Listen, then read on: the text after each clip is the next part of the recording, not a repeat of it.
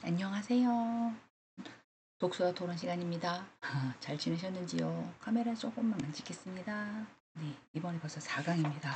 네, 어떻게 보면 독서와 토론을 비대면으로 한다는 거는 좀 부담이 있겠지요. 그렇지만 저희가 이제 이론학적으로 어떤 식으로 토론하는 건지를 배우는 시간이니까 네, 한번 천천히 한번 보겠습니다. 책은 어떻게 잘 구매된다. 선정하셨는지요? 네, 선정하셔서 잘 듣고 계시는지 읽고 계시는지 모르겠습니다. 네, 그래도 언제 또 우리가 또 책을 읽어보겠어요. 하나 준비하셔서 예쁘게 읽어보시면 좋을 것 같아요. 오늘은 네 번째 시간인데요. 토론의 기본에 대한 원칙과 기술, 특별한 기술이 있을까 싶기는 해요. 근데 토론의 기본의 원칙과 기술, 또 토론 예절, 이런 것들 효과적인 논쟁을 하기 위해서는 어떻게 해야 돼요? 상대방의 말을 먼저 들어야겠지요. 그런 것들, 그리고 조금 이제 약간 강력한 주장, 토론이기보다는 강력한 주장, 이런 거. 성공적인 토론을 위해서 기본적으로 지켜야 될 것들을 대해서 오늘 학습해 보도록 하겠습니다. 첫 번째, 토론의 기본의 원칙, 명확하게 주장을 제시해야죠. 토론을 하는 이유는 뭡니까? 어느 부분에 대해서 완벽하게 숙지를 한 상태이죠. 그걸 읽고 나의 생각 이런 것들을 얘기를 하는 거잖아요. 토론에서 가장 중요한 거는 원칙을 명확하게 해야 된다는 거예요. 이제 감정적인 걸 좀 듣지 말고 구체적인 주장에 대해서 얘기를 하는 것에 대해서 이유를 얘기를 해야 되죠. 아니면 선행 연구를 본다든가 아니면 다른 사람들의 얘기를 본다든가 아니면 다른 책의 근거를 본다든가 이런 식으로 해서 좀 논리적으로 타당성을 자꾸 얘기를 하는 거예요. 그리고 그걸 가지고 뒷받침이 될 수 있도록 생각하는 거예요. 왜 이런 거 있잖아요. 난 이게 너무 좋아. 왜? 그냥 좋아. 이유 없어. 이러시는 분들이 있고 난 저거 싫어. 싫은데 이유 있어? 그건 안 된다는 거죠. 여기 토론에서는 그렇게 하시면 안 되는 거예요. 물론 인간이 살아감에 있어서 그런 거 있을 수 있죠. 그죠? 그래서 주장을 하려면 거기에 타당성을 좀 근거를 해야 되고요. 근거에 대해서 뒷받침이 될 수 있는 것들. 그리고 주장 없이 단순히 의견을 내는 것들은 토론에서는 효과적이지 않다라고 얘기를 하고 있습니다. 그래서 아까 말씀드린 것처럼 싫은데 이유 있어? 좋은데 특별히 있어? 그냥 좋지? 물론 이제 일상적인 생활에서는 무슨 의미인지 그냥 좋다는 거잖아요. 일단 싫다는 거잖아요. 이제 그렇게 호불호가 확 갈리긴 하지만 토론에서는 그런 것들이 조금 신뢰성이 떨어진다. 그러면 토론에서 제시하려고 하면 어떻게 해야 돼요? 내가 뭔가를 얘기하려는 거를 구체적으로 명확하게 뭔가를 해야 된다는 거죠. 그리고 애매하거나 불투명하거나 도대체 무슨 얘기를 하는 거야? 사설이 너무 길어. 목적이 뭐야? 얘기하려는 게 뭐야? 이렇게 하면 안 된다는 거죠. 이해하기 또 너무 어려운 얘기들을 막 얘기를 한다든가 논의의 초점을 막 흐리거나 헷갈리게 사람들을 막 얘기하면 뭔 뜻이야? 도대체 이럴 수 있잖아요. 그래서 예를 한번 들어봤습니다. 환경보호가 중요하다라는 누구나 다 알고 있죠. 우리가 환경보호를 줄이기 위해서는 어떻게 해야 돼요? 쓰레기 같은 것도 잘 버려야 되고요. 에너지도 하지 말아야 되고, 그리고 공해전도 하지 말아야 되고, 여러 개가 있죠. 근데 사실 지금 날씨가 너무너무 더운데 어디서 잠깐 누굴 기다려요. 그러면서 공회전을 하고 에어컨을 켜놓고 있어. 그렇지 않으면 어떻게 해요? 네. 살아갈 수가 없어요. 더워서. 이렇다면 추울 때도 마찬가지잖아요. 논점을 흐리면 안 된다는 거죠. 어떤 예를 딱 하면 이거에 대한 주장을 해야 됩니다. 환경보호가 왜 중요한지 아십니까? 정부는 탄소 배출을 줄이기 위해서 재생에너지를 사용하는데 의무화해야 됩니다. 그러면 저희한테 뭔가 액션을 줘야 되겠죠. 구체적으로 명확한 주장을 할 수 있게끔 해야 된다는 거죠. 저도 어떤 가입을 했어요. 가입을 해서 탄소 배출 줄이는데 약간 의무화하겠다고 하고 특별하게 노력을 하지 않았는데 그게 이제 기간이 좀 경과되고 이 사람이 얼마만큼 노력을 했느냐에 따라서 뭐 특별하게 뭘 올리지도 않았습니다. 그러면은 그게 현금화돼서 그래봤자 이제 100원, 200원이지만 돈이 이제 들어온 그런 것도 있었어요. 그런 사이트도 있거든요. 그래서 그런 거를 할 때는 왜 정부가 탄소 배출을 줄이려고 하는지, 그런 것 때문에 날씨가 더 더워지고 더 추워지고 비도 오면은 한꺼번에 폭우성으로 오고 막 이런 거잖아요. 저희 나라뿐만 그런 게 아니라 전 세계가 그렇다고 하잖아요. 이날은 뭐 올해만 봐도 저희가 정해져 있는 장마가 언제예요? 7월 마지막에서 8월 초, 아니면 7월 둘째 셋째에서 뭐 이렇게 오잖아요. 근데 또 그때 장마가 비가 안 왔냐? 그건 아니었던 것 같아요. 비가 오지만 오락가락 오락가락 지낼 만큼 왔어요. 그리고 나서는 네, 어마무시하게 더위가 왔잖아요. 그리고 나서 중간에 네, 비가 내리는데 어떻게 와요? 완전히 폭우성으로 와서 앞이 안 보일 정도로.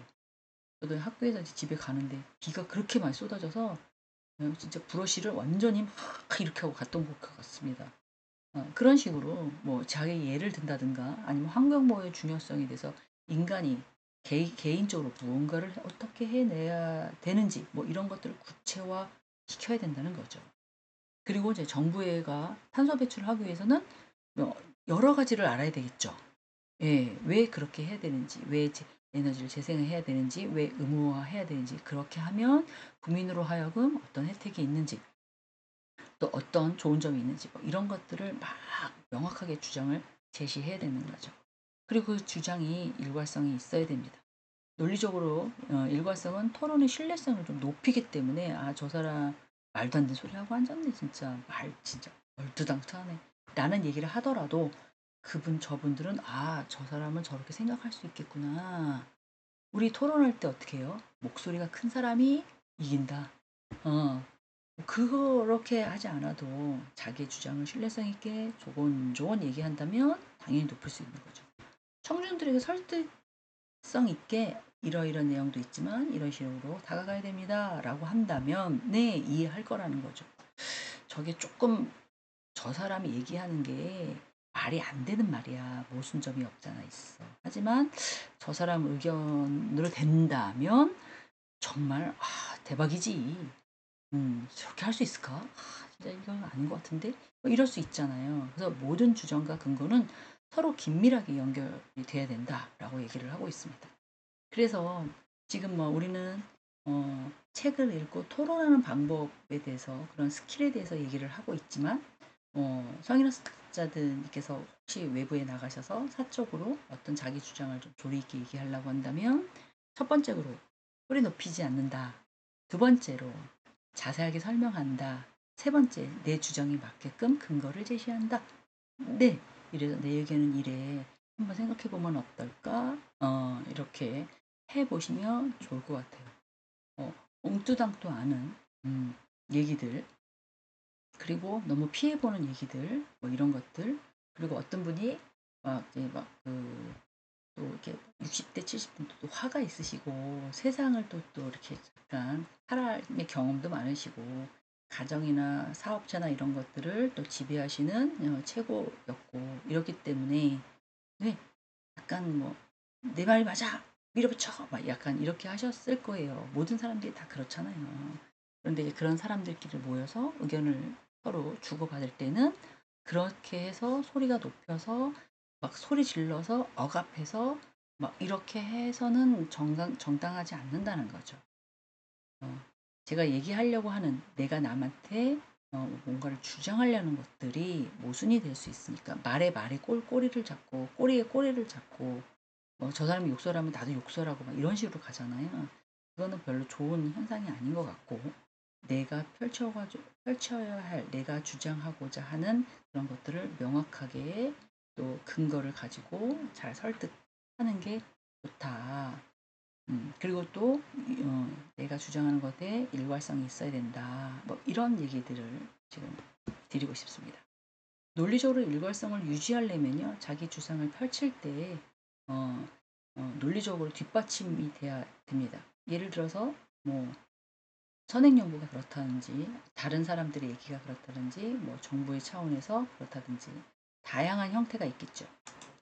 모든 주장은 근거를 서로 연결해야 된다.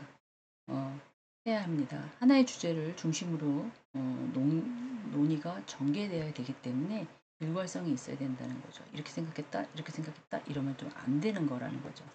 그렇기 때문에 모순이 될 수 있지 않게 일관성 있도록 유지를 해야 한다.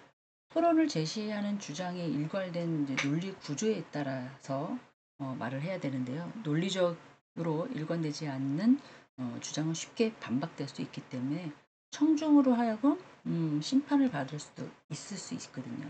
신뢰성을 잃는다면 그 사람이 주장하는 것들은 다 무너지는 현상이 돼요. 그러니까 모든 주장의 근거는 명확하게 논리적으로 흐름에 따라서 해야 하고요. 중간에 논리적으로 약간 비약이나 모순이 없는지도 체크업을 해봐야 된다는 거죠. 그래서 토론을 할 때는 어느 정도 자기가 얘기할 부분에 대해서는 이렇게 좀 메모를 하거나 머리에다 숙지를 하시고 네 와서 얘기를 하시는 것도 나쁘지 않겠다. 대부분 어떤 이렇게 시사만평이나 이런 거 보면 막 쭉 나와가지고 교수님들끼리 막 얘기하잖아요. 근데 요새는 어때요? 종이로도 많이 안 하고 태블릿 PC로 펴놓고 어느 부분에 대해서. 근데 이제 제가 생각하지 않은 부분을, 내가 캐치하지 못하는 부분을 이제 상대가 얘기를 하면 그거에 대한 어떤 자료 준비가 안 돼 있을 거 아니에요. 당연한 거 아니겠습니까? 먼저 그 사람이 나한테 얘기해 주지 않는 한, 그러면 내가 얘기하려고 하는 것 주장들을, 아, 그 말씀 너무 좋으신 것 같다. 하지만 저는 이렇게 생각한다. 그거에 대한 이유는 이렇다. 이렇게 하면서 자기가 얘기하려고 하는 것들을 약간 일관성 있게 논리적으로 약간 주장을 펼쳐야 된다는 거죠. 어, 아니 아까는 그렇게 얘기하셨는데 왜 지금은 그 얘기 듣고 그렇게 얘기하십니까? 막 이래버리면 네 이거 그거는 생각이 없니다. 정체성이 확실하지 않으시군요. 막 이러면서 주관적이 않으셔서 좀 답답합니다만 어, 본인 생각이신 것 같고 단순히 본인 생각이신 거고요. 본인의 주장은 막 이렇게 또 이렇게 약간 공격당할 수 있습니다. 그래서 모든 주장은 근거를 명확하게 논리적으로 흐름에 따라서 하는 게 또 좋고요. 그리고 상대가 나의 얘기를 이아냥거린다고 표현하기 좀 그렇고 반박할 수 있거든요. 그러니까 일관성 있게 주장을 해야 되죠. 주장에 내가 얘기하고자 하는 것들에 대한 주장을 지지하기 위해서는 근거가 확실해야 됩니다. 그 근거는 우리가 알고 있는 것들도 있고요. 물론 이제 관서나 그 예를 들어서 뭐 아까 기후변화 얘기했잖아요. 뭐 환경청이나 통계청이나 뭐 이런 것들에서 나온 것들. 물론 그거가 100% 정확하진 않는다 하더라도 네, 그걸 조사한 관청들이 있으니까 그 관청들의 이름을 좀 빌려서 자기 주장들을 얘기를 하는 거죠. 충분히 뒷받침될 수 있는 그런 근거 자료니까 주장에서 좀 벗어난다 하더라도 조금 일관성이 없다 하더라도 내 의견하고 여기서 조사한 거랑 거의 비슷하다. 상통하다. 같다. 뭐 이런 형식으로 뒷받침하는 거죠. 그래서 내가 얘기하려고 하고 주장하려는 것들을 일관성 있게 깨지도록 하는 방법도 논리적인 일관성을 유지하는 방법 중에 하나라고 보시면 돼요. 그래서 어떤 근거를 제시할 때는 그것이 그렇게 주장하기 때문에 좋다라고 하는 것보다 어떤 거에 있어서 어떤 형식으로 했기 때문에 나도 이거에 동의한다. 그러므로 이걸 봤을 때 내 주장이 맞는 것 같다. 그리고 이렇게 주장하는 사람이 이러이러한 사람이 있더라. 뭐 이런 식으로 뭐 신문이나 메시지나 아니면 뭐 그런 서치 회사? 뭐 이런 회사를 바탕으로 그러면 어떻게 해야 됩니까? 자료를 어마무시하게 찾아봐야겠죠. 내가 주장하고 있는 거 다른 사람 다 그렇던데 나도 그래요. 라고 얘기하시면 안 되고 그 글을 쓰실 때도 마찬가지예요. 그러면 조금 네 자기 글을 쓰기 위해서 다른 자료들을 많이 찾아봐야 된다는 거죠. 그리고 내 주장의 명확함을 계속 설명해야 된다는 거죠. 그러면 그게 진짜 맞냐 안 맞냐? 아유, 글을 쓰는 건 작가의 생각이나 주장을 얘기하는 거기 때문에 정상적인 논리적인 어떤 것만 일관성 있는 증거 자료만 있으면 아, 이 사람은 이렇게 생각할 수도 있겠구나. 정말 이 사람은 연구하면서 찾아봤겠구나. 라고 한다면 그냥 뭐랄까 승인해 준다 그래야 되나요? 그냥 넘어간다 라고 보시면 될 것 같아요. 증거에 기반의 논의라고 해서 모든 주장을 근거에 기반해야 한다라고 되어 있어요. 그래서 자료를 많이 찾아보셔야 된다고 제가 말씀드렸던 것들이 이제 이런 거예요. 정말 근거가 사실인지. 예를 들면 저보다도 먼저 세상에 뭔가를 발표하셨던 분들, 뭔가를 쓰셨던 분들, 그리고 어떤 논문 학술지에 게재하신 분들, 그리고 통계, 어, 환경학이라든가 아까 우리 환경에 대해서 얘기했었잖아요. 환경이라든가 이런 통계, 어떤 근거 자료를 신문이라든가 이런 것들을 조금 내세우는 것들도 당연히 어, 해야 하고요. 그리고 전문가의 의견, 어떤 책에는 이렇더라, 어떤 시사점에는 이렇더라, 뭐 이렇게 사례들을 포함해서 내가 주장하려고 하는 기반이 되는 근거를 계속 제시를 하셔야 되는 거죠. 글을 쓰실 때 보면 뒤에 참고문으로 해서 나는 이런 책들을 인용했습니다. 나는 이런 책들을 좀 도움을 받았습니다. 막 이런 얘기 하잖아요. 근거가 강력할수록 주장이 더 설득력이 있습니다. 내 얘기도 맞지만 이런 사람들은 벌써 이렇게 하고 있었어요. 이 사람들은 벌써 이렇게 해요.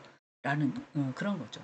그렇기 때문에 논쟁에서 더 유리한 위치를 차지할 수 있다라고 보시면 될 것 같아요.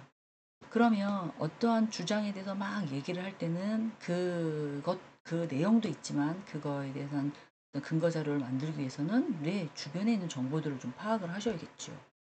정말 이런 말도 한 사람이 있나? 이런 통계학적으로 뭐 맞는 게 있나? 아까 위에 보면 우리 환경에 대해서 예시를 들었던 것 같아요. 네, 환경 보호에 대해서 예시를 줬잖아요. 그러면 환경 보호에 대해서 중요성에 대해서 얘기하는 사람들 얘기. 그리고 아까 여기 보면 뭐 탄소 배출가스에 대해서 에너지가 생각하고 있는 뭐 정부 정책, 교육 뭐 이런 것들, 그리고 이런 자연과학 쪽에서는 이런 거에 대한 연구들을 하셨을 거예요. 그러면 그거에 대한 또 근거 자료. 그리고 좀 환경 신문이라고 있어요. 그런 데서는 조금 환경에 대해서 심각성 이런 것들을 알리는 거니까 이런 기사가 났더라. 언제언제 신문에는 이 사람의 생각과 내 생각은 정말 같다. 뭐 이런 식으로 증거에 기반해 논의할 수 있도록 해 나가는 거죠. 그래야 조금 더 내 설득력이 있고 논쟁에서 유리한 위치를 차지할 수가 있다. 모든 주장들이 확실한 증거를 기반해야 된다. 그쵸? 조금 누구는 그랬을 것이다.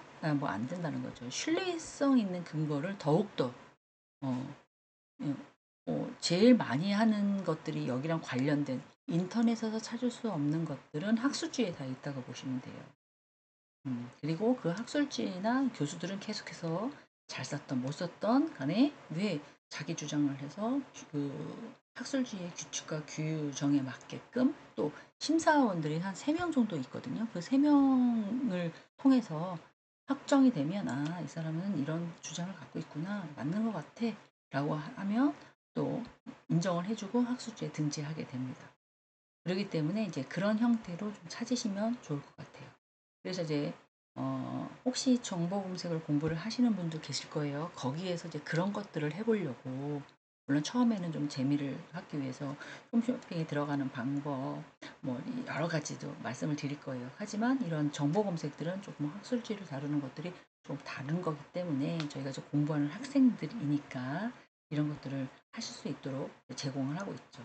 그래서 인터넷을 찾는 뭐 네이버나 구글에서만 찾는 것뿐만 아니라 되게 다양한 방법들이 있다는 거를 사이트에 사이트, 그 사이트에 또 사이트, 물론 유료도 되게 많습니다. 돈을 지불해야지만 내는 것들도 많아요. 그런데 이게 이 자료가 정말 필요하다, 정말 보고 싶다, 정말 가져야 됐다, 나한테 정말 필요하다라고 하면 지불을 하죠. 한 권에 뭐 5천 원, 6천 원, 뭐 이런 것들도 있어요. 그렇기 때문에 지불을 하죠. 지불을 해서 그 자료를 얻어서 저에게 도움이 된다면 당연히 비용을 사용하게 되죠. 왜 근거 자료를 얻기 위해서 그렇습니다. 그리고 다양한 형태의 근거를 사용함으로써 주장을 더 강력하게 할 수가 있죠. 예를 들어 똑같은 자료가 내가 계속 얘기를 하고 있는데 통계 자료가 구체적인 사례와 함께 제시한다면 주장의 신뢰성과 설득력이 높아집니다. 또 다양한 출처를 정보함으로써 근거의 타당성을 모든 시초는 제가 먼저가 아니에요. 누군가가 그런 얘기를 했고 거기다 내가 뭘 하나 이렇게 얻는 그런 형태이기 때문에 어, 맞지 않죠. 그래서 구체적으로 어떻게 보면 이러한 내용들의 사례를 많이 제시함으로써 아, 이 사람의 의견과 모든 사람의 의견이 같구나 뭐 이렇게 표현한다는 거예요. 자, 그러면 "아 당신 말이 다 옳아요."라고 할까요? 그렇지 않다는 거죠. 이런 주장을 하면 상대방이 다른 반론을 예측하고 대응할 수 있도록 미리 세팅을 해야 된다는 거죠. 자료를 읽어보면 내가 이렇게 주장을 하지만 이런 주장이 어떠어떠한 거에 시사점이 있을 거야. 하지만 좀 미흡한 거는 내 생각엔 이래. 그래서 다음에 연구할 때는 이런 식으로 좀 집어넣어야겠어. 이렇게 쓰시는 분이 되게 많습니다. 저도 그렇게 쓰거든요. 네. 모든 게 다 제 주장이 옳다고 생각하진 않아요. 그렇기 때문에 자기 주장이 옳다고 얘기하면 상대편이 어떻게 해요? 반론을 제기할 땐 그걸 준비해 갖고 가야 된다는 거죠. 그래서 자기 주장에 대해서 잠재적인 어떤 약점, 그리고 보완할 점, 그리고 조금 더 생각해 보아야 될 점, 뭐 이런 것들을 반박을 할 수도 있으니까 미리 준비하는 게 되게 효과적이다라고 적혀져 있는 거예요. 그게 대응 방법이라고 보시면 돼요.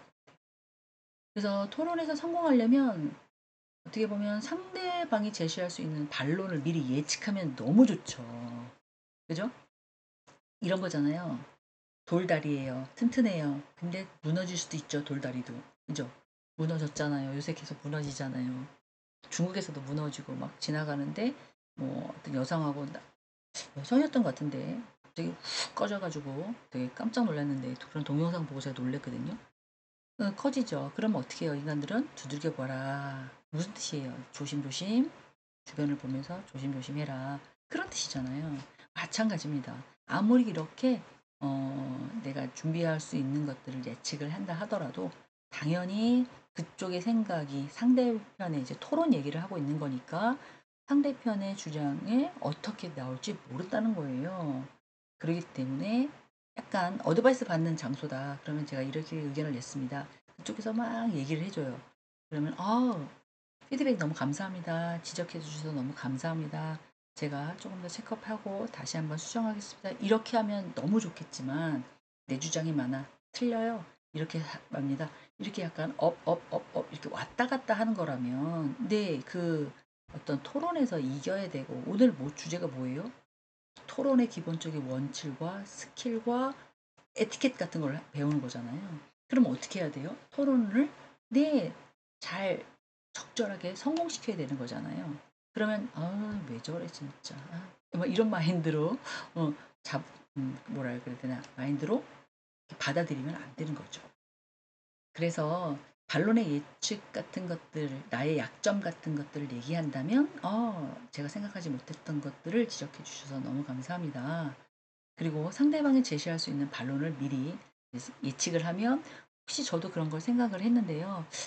확실하진 않지만 저희 주장에 대해서 좀 말씀드리면 그런 거는 이렇게 보완했으면 좋겠고 이렇게 그 말씀하시는 약점에 대해서는 이런 식으로 하면 최선이다라고 생각하고 왔습니다. 혹시 제 의견 말고 이거와 조금 더 탄탄하고 저기 포괄적인 어떤 조언이 필요하시면 도와주시면 이제 반론에 대한 예측에 대응 제가 참고하고 또 저도 부족하니까 어, 말씀을 좀 귀담아 듣겠습니다. 뭐 이렇게 얘기하면 상대편이 어떻게 할까요? 뭐 잘못한 건 자기의 그 한계점을 인지하는 거잖아요. 그리고 자기의 한계점, 자기 부족한 부분을 인정하는 거니까 저도 뭐 미흡한 의견이지만 이렇게 잘 내세울 수 있도록 하겠습니다. 뭐 이렇게 상대방의 어떤 반론에 대한 준비를 한 거를 상대방이 무슨 얘기할지 모르니까 자신의 주장을 강화할 수 있도록 상대방의 주장이 왜 타당한지 또 왜 부족한지 그리고 상대방의 의견을 뭐 이렇게 좀 받아들이겠습니다. 라고 얘기하는 부분이잖아요. 그러면 상대편이 뭐라겠어요? "봐봐. 당신 안 돼. 부족하다니까." 이렇게 얘기 안 한다는 거죠. 그죠? 그래서 이런 대응 방안도 좋겠다. 이게 어떻게 보면 에티켓이라고 할 수 있다라고 생각이 듭니다. 자, 목적 지향적인 접근. 토론은 목적에 단순한 승리하는 것이다. 그게 아니다. 네. 약간 경쟁 같은 거 하는 거잖아요. 내 의견을 상대방 얘기하고 주거니 받거니 얘기하는데 "거봐. 내 말이 맞지? 이렇게 하라는 게 아니라는 거예요. 주제에 대해서 깊이 논의를 통해서 더 나은 결론을 도출하기 위해서. 저는 이렇게 생각을 했는데 이거 외에 제가 잘못 생각하고 있는 부분이 있다면 의견을 주시면 제가 잘 수렴하겠습니다. 감사합니다. 뭐 이런 식으로 가야 된다는 거죠. 그래서 토론 중에 상대방의 의견을 좀 존중해야 되는 거예요. 아니야, 아니야. 왜 그렇게 생각하는 거예요? 다른 사람들 그렇게 생각하지 않는데 혼자 스탄식으로 생각하고 계시네요. 막 이렇게 우리 그 대통령 뭐 토론이나 국회의원 토론들 보면 이런 게 살짝 나오잖아요. 방송인데 말씀을 너무 막 하시는 거 아닙니까? 막 이러면서 네, 기분 나쁜 것들을 좀 표현하는 거잖아요. 그렇기 때문에 상대편의 의견을 존중하는 게 좋고요. 최종적으로는 조금 더 나은 해결책을 찾는데 서로에게 서로의 의견이 잘못됐다고 이렇게 약간 깎아내리는 것보다는 우리들이 생각을 조금 더 이렇게 의견을 모아서 더 나은 그런 것들을 좀 하자. 이렇게 하는 게 좋다는 거죠. 그래서 상대편의 의견을 좀 존중하고 서로 의견이 나왔어요? 그러면 그걸 가지고 물론 다 합치면 좋고 안 합쳐도 쓸 거 쓰고 버릴 건 버리더라도 건설적인 논의를 통해서 서로의 관점에 대해서 이해하고 중요도를 높이는 게 좋겠죠. 근데 사람이 또 토론하는 거라 의견이 안 맞고 격해지면 어떻게 해요? 목소리가 높아진다고요. 그래서 제가 아까 말씀드렸던 거는 어떠한 사회생활에서 어떠한 걸 토론하거나 대응을 하실 생각이시면 목소리를 더 좀 더 깔고 조용조용하게 얘기를 하셔야 된다는 거죠. 그게 상대방을 존중하는 태도를 유지한다라고 보시면 돼요. 목소리가 크게 내시는 것들은 물론 잘 안 되죠. 저도 화가 나면 소리가 커지는 경우도 없잖아 있으니까 그런 것들을 조금 유지해야 된다. 이런 협력적인 어떤 접근 방법을 내세워야 서로에게 갖는 어떤 해결책 또 도움이 되는 걸로 넘어갈 수 있거든. 공갈 협박 절대 안 된다는 거죠. 공정하게 토론에 임하는 것도 조금 나오기는 했는데, 네네네네네. 좋습니다. 네네. 뭐, 괜찮습니다. 좋아요. 아니, 이쪽이 훨씬 더 나은 것 같은데? 막 이런 식으로 하면 안 되는. 인간이기 때문에 대화를 해보면 신뢰성이나 공평성, 형편성, 그리고 저 사람이 내 말을 잘 듣고 있는지 안 듣고 있는지, 또 내 말에 대한 집중을 하고 있는지 느껴지는 거죠. 그렇기 때문에 자신만의 고집을 막 얘기해서도 안 되고요. 상대방의 의견을 또 무시해서도 안 되고요. 그리고 저는 의견이 없어요. 온리 따를게요. 이것도 조금 토론에는 안 맞는다는 거죠. 합리적으로 대응할 방법을 서로 찾아서 의논해야 된다는 거예요. 그래야 토론에 대한 질도 좀 높이고 모든 참가자들이 동등한 기회를 가질 수 있도록 뭐 한마디씩 해보시죠. 어떤 토론하는 걸 봤어요. 예를 들어서 나이가 70이 넘으신 분들이 20대랑 관계 개선을 하는 게 너무 어렵다고 얘기하더라고요. 70대 사람들은 이 정도 예의는 당연한 건데 20대는 당연하다고 생각하지 않는 것들이에요. 그래서 조금 놀랬다. 우리는 저렇게 행동하면 혼나는데 요새 20대들은 그게 당연히. 왜요? 뭐요? 어째서요? 알바야, 늙은이 웃겨? 막 이런 식으로 대화를 한다는 거죠. 그러니까 70대 먹으신 분들은 쟤네들은 가정교육을 어떻게 받았어? 진짜 이상한 애들이네. 라고 받아들인다. 이런 얘기를 제가 들은 적이 있거든요. 그래서 상대편이 자기 자신에 대해서 좀 공정하게 또 자기의 의견을 무시하지 않고 또 어떻게 보면 자기를 의견을 약간 하대한다 해야 되나요? 음, 하지 않고 대화할 수 있는 그런 스킬도 필요하다라고 보시면 될 것 같아요. 자, 효과적인 논쟁의 기술이라고 해서 클레임 걸렸어 뭐 이러잖아요. 뭐 증거, 추론 뭐 여러 가지가 있기는 해요. 이것들이 어떤 토론에 대해 뒷받침될 때 증거가 필요하고요. 그 증거가 왜 주장을 지지하는지를 설명하는 그런 추론도 필요합니다. 그래서 효과적인 논쟁의 기술은 논리적인 흐름을 약간 중요시하고 있죠. 처음에 남의 말을 잘 들어야 된다고 제가 말씀드렸어요. 물론 서로에 대해서 어떤 주제에 토론할 거는 알고는 왔지만 상대방이 주장하는 것들을 경청하거나 사람인지라 머릿속에서 다 인지를 못하니까 말하는 거 중요한 키포인트를 메모하죠. 메모를 해요. 메모를 해서 그 주장에 대해서 약점을 찾아내는 능력도 되게 중요하다는 거죠. 잘 듣고 있는데 말하는 게 요거는 좀 어폐가 있네. 요거는 말이 안 되네. 뭐 이렇게 체크하는 거예요. 주의 깊게 들음으로써 상대의 논리적인 오류나 근거를 부족함을 좀 파악을 하고요. 그리고 경청은 상대방의 입장을 또 이해하는 거잖아요. 그에 대해서 효과적인 반박을 준비하는데 필수적인 거죠. 그래서 경청의 기술이 되게 중요합니다. 경청할 때도 뭐 이렇게 딴짓하면서 경청하는 것보다 얘기하는 사람의 눈빛을 맞춘다든가 얘기하는 거 고개를 끄덕인다든가 이렇게 호응을 해줘야 되는 거죠. 남이 얘기하고 있는데 끝났나요? 뭐 이렇게 하면 무슨 경청이 되겠어요. 그죠? 그럼 그 사람에 대해서 나의 반박이나 나의 주장이 먹힐까요? 먹히지 않는다는 거죠. 반박은 상대의 주장을 논리적으로 이제 무너뜨리는 과정이라고 보시면 돼요. 막 어거지로 소리 질러서 막 무너뜨리는 게 아니라 그래서 근거를 무력화시키는 거예요. 논리적으로 오류가 있거나 더 강한 대안적인 주장에 대해서 지시하는 방법 이런 것들을 이루어질 수 있도록 하는 그런 기술이기 때문에 어떻게 보면 조금 더 냉철해야 되고요.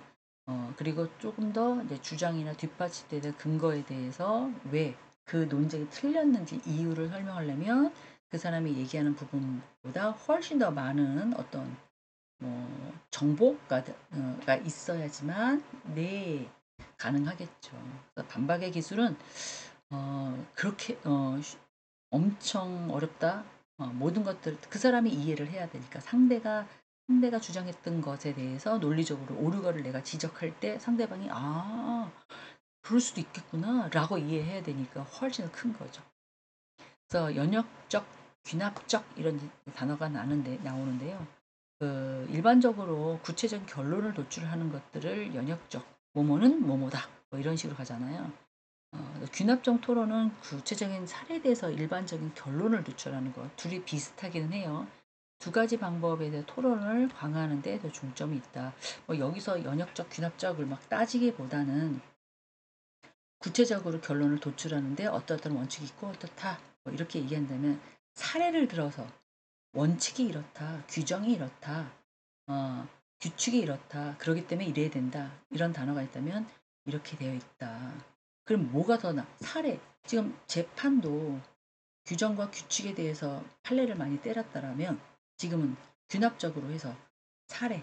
생각보다는 이렇다. 그래서 판사의 어떤 판결보다는 방청객이라든가 참가자들, 시민재판자 이런 사람들이 많이 하는 이유가 어, 이런 것들을 사례를 도출하기 위해서 또 인간으로서 법이 인간이 발달하고 생각에 빨리빨리 못 따라가는 거죠. 법을 제정하려면 많은 시간들이 또 걸리니까 그렇지만 그런 것들을 검토하고 고려하고 생각하고 되게 신중하게 뭔가를 바꾸잖아요. 예를 들면 구하라법 같은 것도 좀 있었고요. 여러 가지 정인이법 이런 것도 있고요. 이런 것들이 개정되는 이유는 균합적인 토론을 통해서 사례를 바탕으로 결론이 좀 변해지는 그런 형태라고 보시면 돼요. 그런데도 불구하고 아직까지는 규칙과 규정과 이런 정책에 따라서 뭔가를 결론을 내리는 그런 것들이 없잖아 있죠. 형사사건 같은 경우에는 상대편의 원인과 결과를 따지기 전에 결과적으로 이 사람이 A라는 사람이 B 사람한테 얼마만큼 재산에 손해를 받느냐, 신체적인 손해를 받느냐 이거에 대해서 중점을 두기 때문에 사례나 이런 것들에 대해서는 별로 호응되지 않죠. 이유를 불문하고 이건 아니야. 아직까지는 좀 그래요. 그래서 두 가지의 어떤 추론을 공존하고 살아가는 우리 입장에서는 거기에 맞게끔 자기가 얘기하려고 하는 토론의 논리를 강화하는 데 중요한 역할 이런 방법도 있고 이런 방법도 있으니까 이걸 다 연결하는 그런 방법도 사용하는 능력을 대한 기술도 좀 가지셔야 된다. 그런 얘기도 해드리고 싶어요.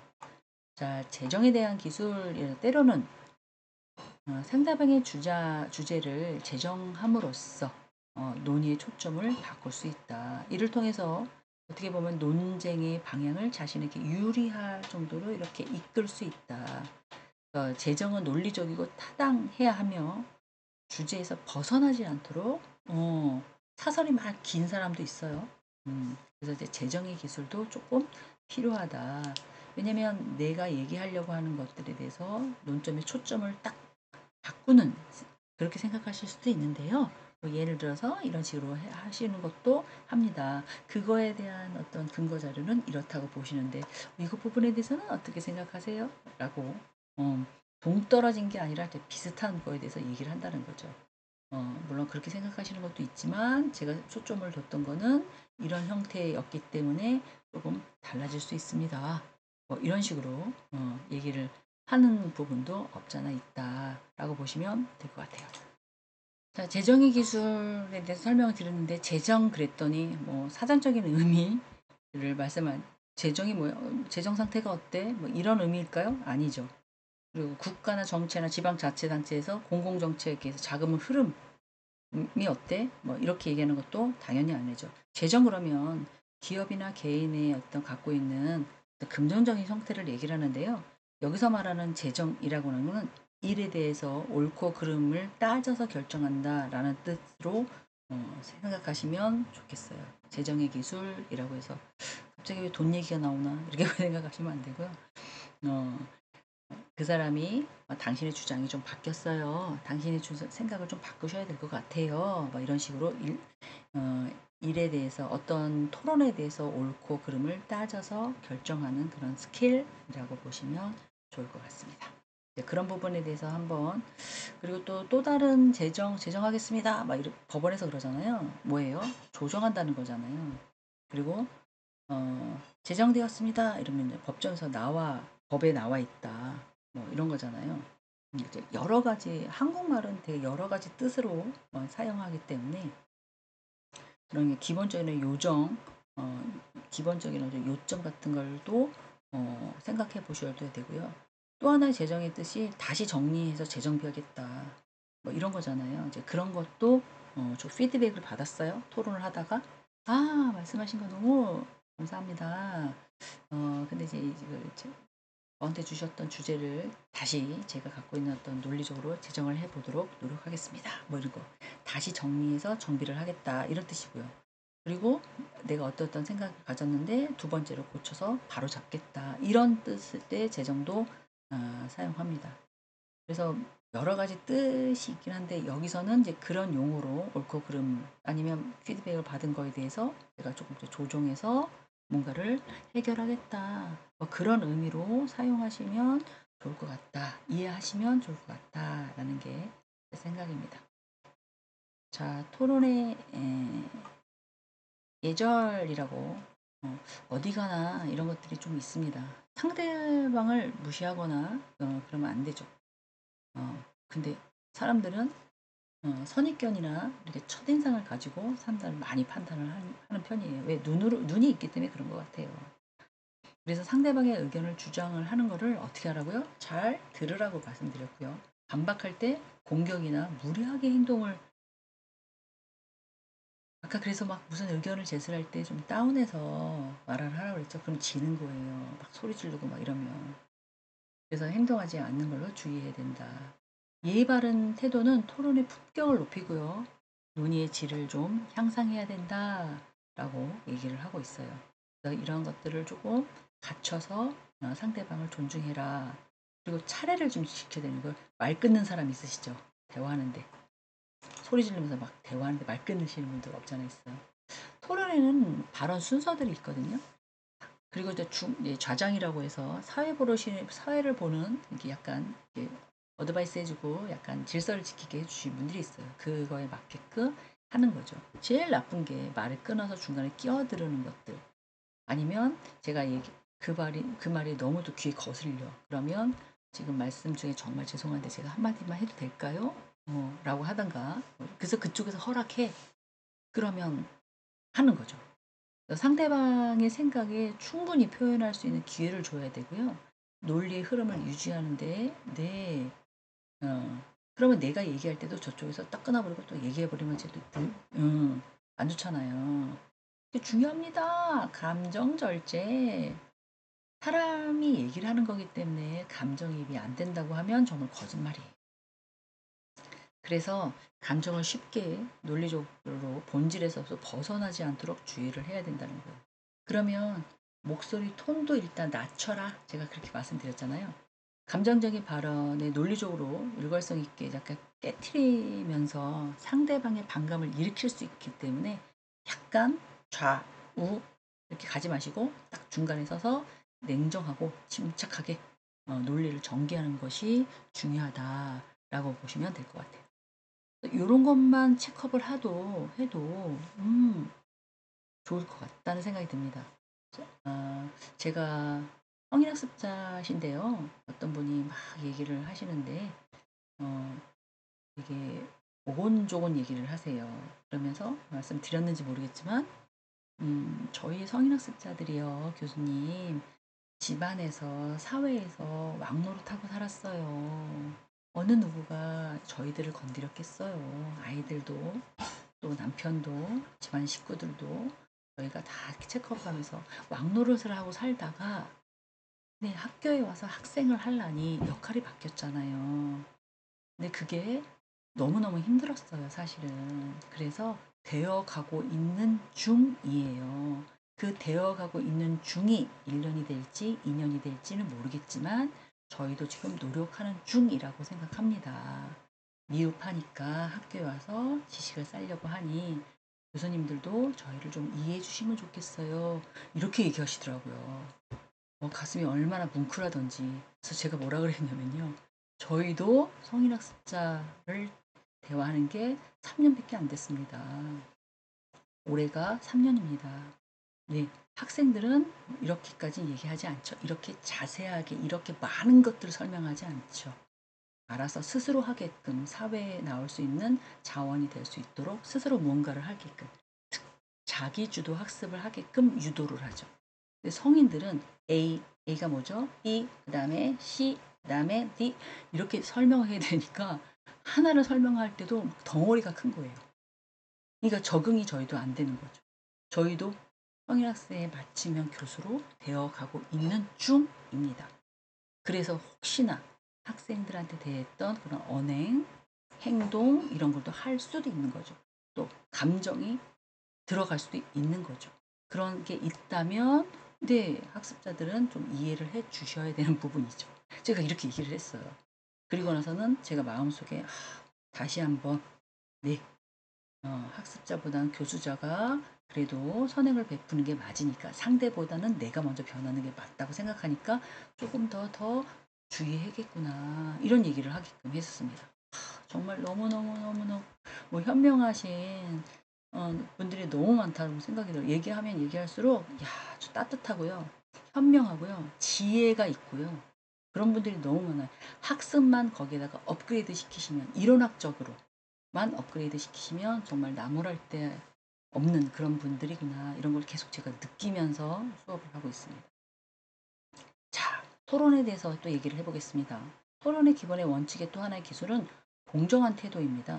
자기 주장만 막 집착하면 안 되고요. 열린 마음으로 상대 마음도 조금 이해할 수 있고 토론의 신뢰성도 높이고 건설적인 토론을 할 수 있도록 기여할 수 있도록 해야 된다는 거죠.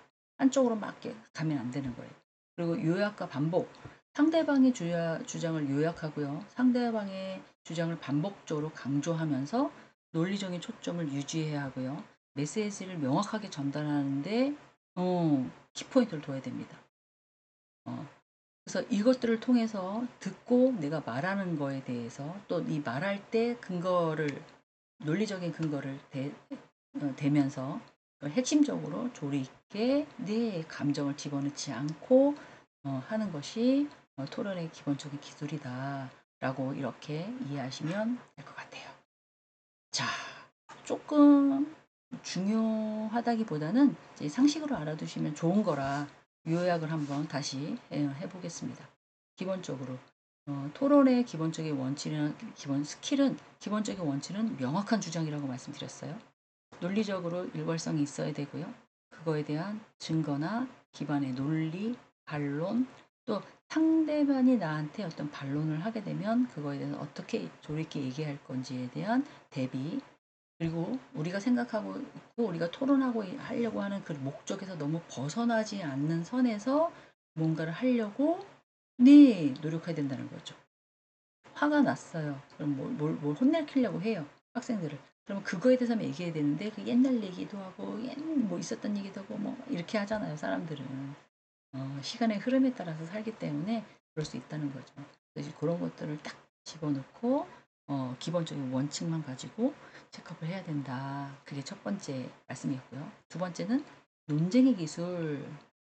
제일 중요한 게 듣는 거. 남의 말을 잘 듣는 거.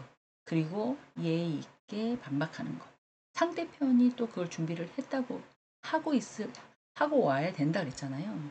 그렇기 때문에 그거에 대해서 반박하면 네, 잘하셨습니다. 이렇게 끝날 게 아니라 저 그렇게 생각하시는군요. 네, 제가 또 생각하지 못한 부분을 또 말씀을 해서 너무 감사하다고.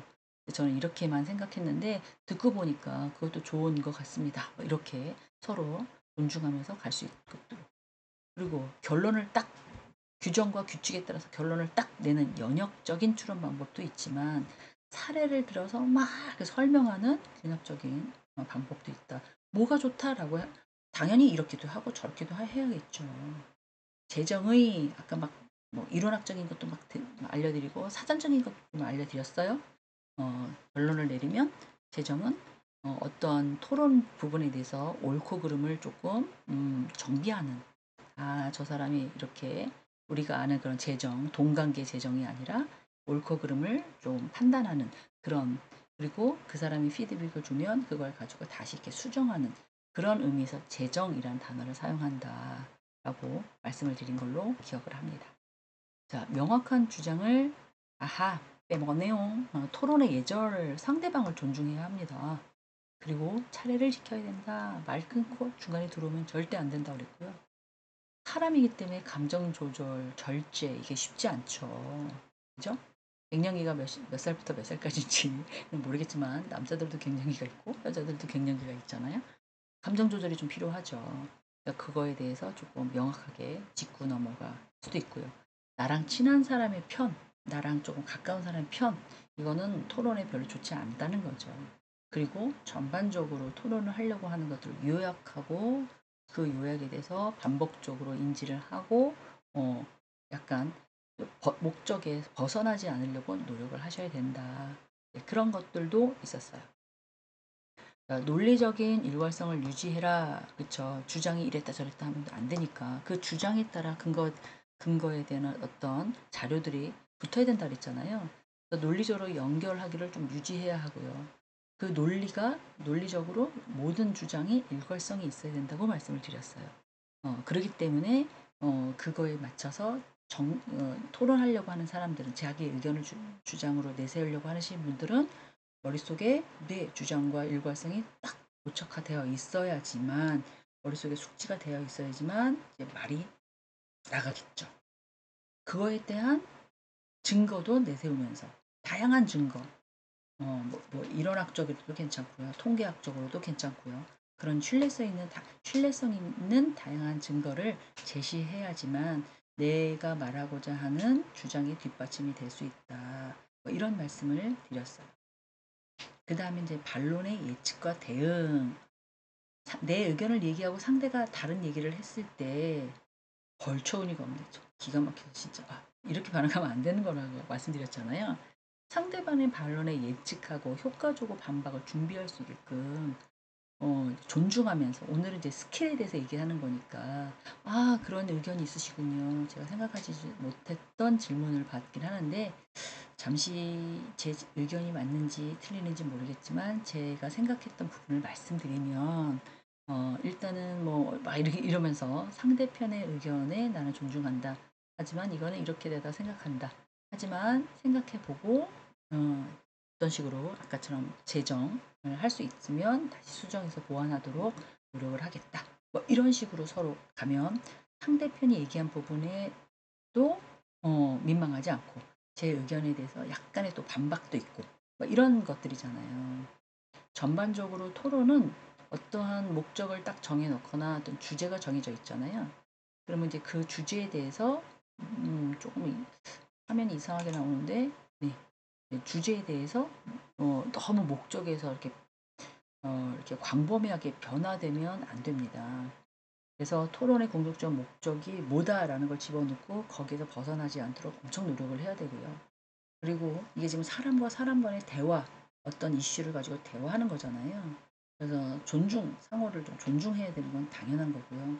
그리고 제가 뭐 3명하고 대화를 해요. 예를 들어서. 근데 이제 A라는 분하고 좀 친해요. 그분의 편을 들거나 이렇게 하면 안 되고 양쪽 다 공정한 태도로 논의에 임하는 그런 자세를 해야 되지 않을까. 이런 식으로 이제 토론의 기본적인 원칙과 기술, 그다음에 토론의 예절에 대해서 오늘을 얘기를 해보았습니다. 조금 제가 볼 때는 여태까지 했던 것도 물론 중요하지만 분석하기보다는 훨씬 더 삶에 좀 도움이 되시지. 누구랑 얘기를 할 때, 네, 이렇게 얘기를 하는 것도 좋은 것 같다. 사무적은 아니더라 하더라도 논점과 요점을 딱딱 맞춰서 하시는 것도 도움이 되진 않을까. 이 요약 부분을 좀 생각하고 계셨다가 사용하실 때 있으시면 적용해서 사용하시면 될 것 같아요. 50분이 짧기도 하고 길기도 하겠죠. 하지만 말하는 제 입장에서는 되게 짧고요.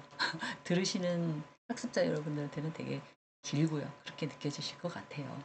그래서 시간을 맞추려고 엄청 노력하고 있습니다. 감사했고요. 다음 시간에 또 뵙겠습니다. 수고하셨습니다.